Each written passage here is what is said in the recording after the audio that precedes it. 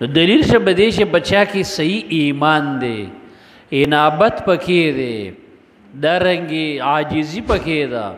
دا قسمه بندگانو ته الله هدایت کوي. دې د وجې نه ډېر کافر داسې دي چې پایو کې لږه د انابت ماده چې وه الله ورته ایسته هدایت وکړ.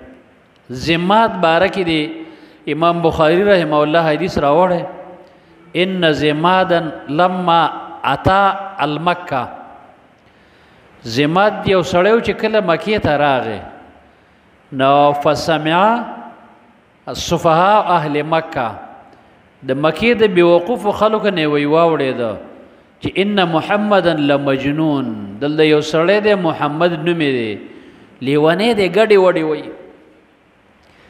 نو دا سړی ډېر عقلمند و، د صرف یو خیرخواهي وکړه. خیرخواهي دا وه چې وی ویلې که ما څه میلاو شو نو زه به یې دم کم کیدی شي الله یې جوړ کړي. په یو ځای کې د الله نبي له مخې له ورغی، نو د الله نبي ته وایي چې زه چې دی د کوړو منترو جادو د سحر د هر قسمه دمونه اچوم، هل لکه رغبه ستا شوق شته چې زه د واچوم؟ لعل الله ان یشفیک، کیدی شي الله دې جوړ کړي. د دړه کې دا خیرخواهي ده، بل زدي نه دی. نو د الله نبي ورته ویل چې ستا خبرې خو وروسته دي، ته خو لاول زما واوره چې زه څه ویم، رښتیا لیونی یم. نو د الله نبي ورته شروع کړه ان الحمد لله نحمده ونستعینه. دا خطبه ورته شروع کړه چې دا خطبه ډیره جامعه ده او ډیر ښایسته کلمات د الله د معرفت پکې راجمع دي.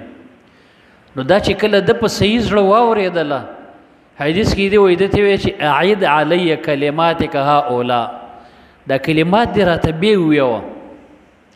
نو د الله نبي وایي فاعادها 3 مرات، 3 پیرې ورته وویل. نو وروسته ورته ده ویلې چې لقد سمعت قول السحره والکهنه والشعر، ما د شاعرانو، کاهنانو، ساحرانو، کوړو منترو دا ټول علمونه او خبرې ما ته یادي، لیکن ما سمعت مثل کلماتک هؤلاء، ستا د خبرو په شان خبرې ما اوسه پورې نه وي اورېدلې. لقد بلغنا قاموس البحر، ستا دا خبرې خو دومره جوړې دي لکه سمندر. او دا خلک خو لیوني دي، هات یدک وبایعک علی الاسلام، لاس را چې اسلام زه راوړ.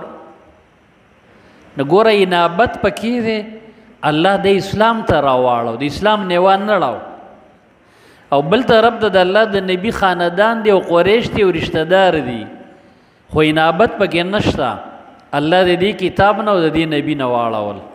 ابو طالب به د دې پیغمبر نه خلق منع کول چې چا به ول تکلیف ورکاو، ویل زه چې ژوندی یم که نه زما وراره څوک به داسې هم نه ګوري.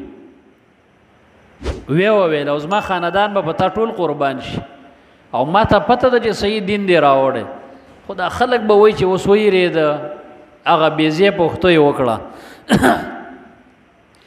نو الله پاک داسې خلک د دې نه اړوي، محروموي چې په جا کې عناد وي، ضد وي، تکبر وي.